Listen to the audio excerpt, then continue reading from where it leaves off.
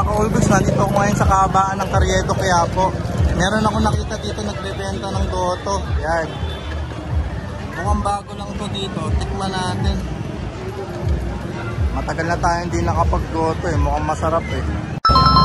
Hi te, magandang araw. Anong tinda nyo te? Goto, magkano po isang order? 40?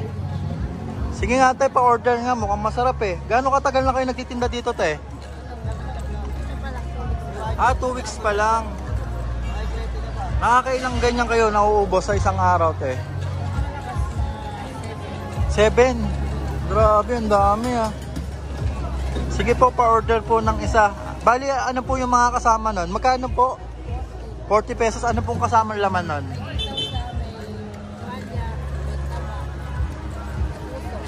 Okay po, sige po, pa-order po. Tapos, meron din kayong tinitinda mga lumpia, no?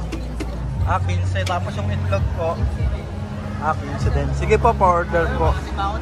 Ano yan, ma'am? Yung laman na yan? Malapit sa po. Sige po.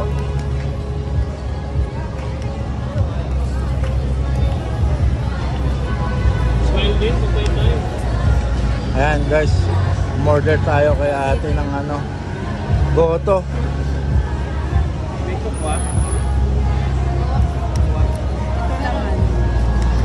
Kano? 25 plate, 40 may laman. Kaya anong oras kayo nagbubukas dito? Alas 6 umaga. Hanggang? Alas 6 din naman. Araw-araw po. Saan po pala ito matatagpuan? Dito sa Quiapo. Carriedo, no? Yun, thank you po. Tabi ng Isitan. Ayan, tabi lang sila ng Isitan, guys. Tsaka tingnan nyo, guys, ang dahil po kumakain sa kanila. Ano pong pangalan nyo?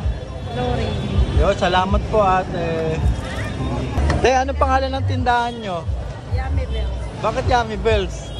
Yun ang pinangalan nila. Okay. Kala ko kasi, bakit yummy? Kasi masarap kete eh. Boss, kumusta yung lasa ng goto nila? Sarap. Magkano yan? 40. 40, sulit na, no? Ano pangalan mo, bossing? Waray. Teka, dito ka lang? Yun, salamat, boss. Lagi ka ba dyan kumakain? Madalas. Yun. Yan, mga ka-all goods, no? Sa paglalakad ko nga dito sa may Carriedo, Quiapo, may nakita ako nagtitinda dito ng goto. Bago lang daw sila dito nagtitinda. 2 weeks pa lang. Natakam ako eh. Napa-order talaga ako. Tingnan nyo naman, ganito yung serving nila. 40 pesos lang daw to. Tapos ang may laman to, plated. Tapos tuwalya, tsaka laman ng baka. Tingnan nyo naman kung gaano kadami yung serving. Ayan no. Na-intriga ako kung ano lasa. Kasi ang dahil bumibili sa kanila guys. Legit, di ako nagsisinungaling. Kaya mukhang ano eh, masarap eh. Tatry natin. Yan, lagyan muna natin ng kalamansi.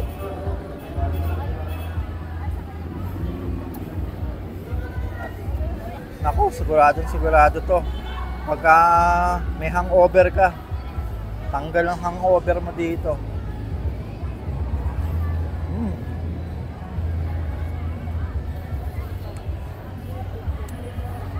Kayo na humusga guys.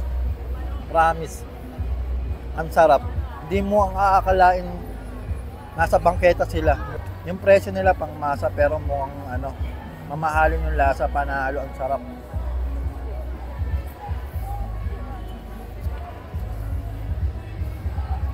Sa maniwalat kayo sa hindi guys, isa na to sa masarap na goto na nakainan ko. Kasi yung ibang goto guys, totoo lang, kaya hindi ako mahilig sa goto. Malalansa yung iba, pero ito grabe, walang lansa at sobrang malasa. Ayan oh, tingnan nyo naman, ang lalaki pa ng mga hiwa ng ano nila.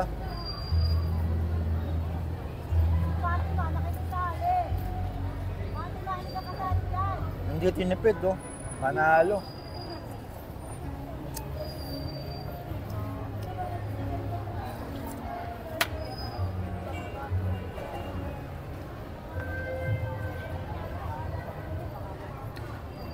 Kaya pag napunta kayo dito sa may Carriedo, Quiapo, itry nyo dito yung gotohan ni ate. Panalo guys, promise.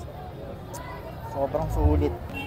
Tingnan nyo guys, halos ang dami ko na nakain pero tingnan nyo pa rin. Ang lalaki ng serving ng ano nila oh. ng toppings nila. Oh. Ayan, legit yan guys. Kaya hindi na ako magtataka na 2 weeks pa lang sila. Eh dinadayo na sila tsaka ang daming kumakain sa kanila.